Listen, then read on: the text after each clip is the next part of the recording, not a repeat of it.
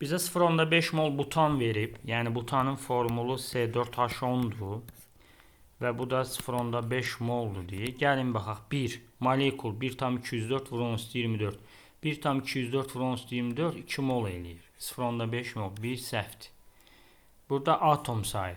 Deməli 4 tam %1214 vur 24. Gəlin baxaq. Burada 2 dənə atom var normalda molekulunda. Molekulunda 14.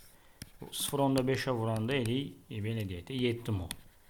7 mol da altdan %2 vur 10 üstü 23'e vuranda bəli 4 tam %214 vur üstü 10 üstü 24 eləyir. Bu düzdür. 3 M29 qramdır deyir. Bunun MR-i hesablayanda 58'dir. 58'in də yarısı 0,5'i bəli 29 qramdır.